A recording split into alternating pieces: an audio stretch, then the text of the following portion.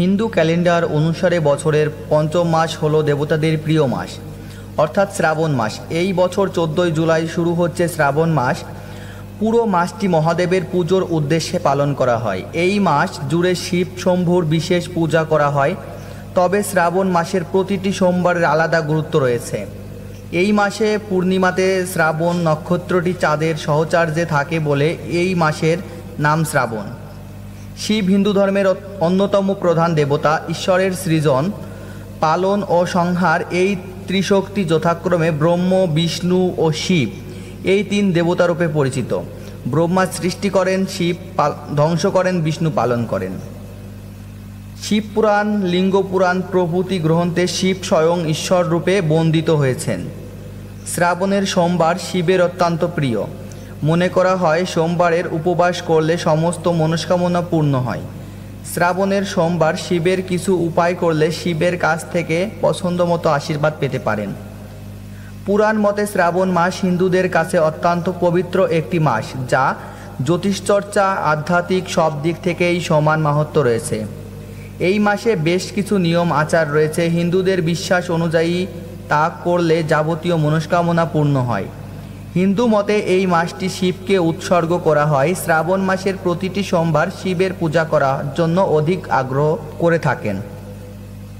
এই মাসে শিবের মন্দিরগুলিতে দলবদ্ধ হয় বা বাড়িতেই শিবের পূজা করে পুণ্য লাভ করার জন্য অপেক্ষা করেন ভক্তরা। শ্রাবণ মাসের গুরুত্ব। এই পবিত্র মাসে শিবের উপাসনা করা হয়। মনে করা হয় যে শিব পার্বতী উভয়ই মর্তে নেমে এসে পৃথিবীর ভ্রমণ করেন ও ভক্তদের প্রার্থনায় সাড়া দিয়ে আশীর্বাদ করেন। প্রতি সোমবার শিব ভক্তরা উপবাস রাখেন ও বিশ্বাস করেন জীবনের যাবতীয় সমস্যার কাণ্ডারি ও সুখ সমৃদ্ধি অর্জনে সহায়তা করবেন মহাদেব। বিবাহিত জীবনে সংশয় জেরবার ভক্তরাও সোমবার উপবাস করে শিবের পুজো করে সমাধানের আশায় অপেক্ষা করেন। শ্রাবণের ব্রতর নিয়ম। সোমবার একটি ব্রত পালন করুন। আপনি মঙ্গলবারও উপবাস করতে পারেন। তাড়াতাড়ি ঘুম থেকে উঠুন। ব্রহ্ম মুহূর্তের সময় সূর্যোদয়ের ঠিক 2 ঘন্টা আগে। স্নান করে পরিষ্কার কাপড় পরুন। পুজোর ঘরে বা নিরিবিলি জায়গায় ধ্যান করুন।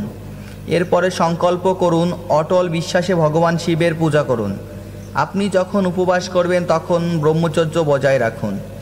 শ্রাবণ সোমবার ব্রত পালন করলে অ্যালকোহল এবং তামাক সেবন কঠোরভাবে নিষিদ্ধ।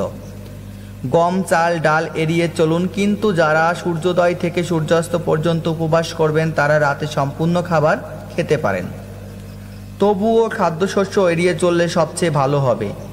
বাড়িতে বা মন্দিরে শিব পূজা এবং রুদ্রাভিষেক করুন। ভগবান শিবের কাছে মন্ত্র উচ্চারণ করুন এবং কোনো কিছু দান করুন। অভিষেক করার সময় হলুদ ও সিঁদুর ব্যবহার করবেন না, পরিবর্তে চন্দন ব্যবহার করুন। পূজার জন্য গঙ্গাজল বা জল, বিল্বপত্র, ধাতুরা ফল ও ফুল, কাঁচা দুধ, অক্ষত, চন্দন, বিভূতি নিবেদন করুন। দেবী পার্বতী এবং নন্দী পূজা করুন।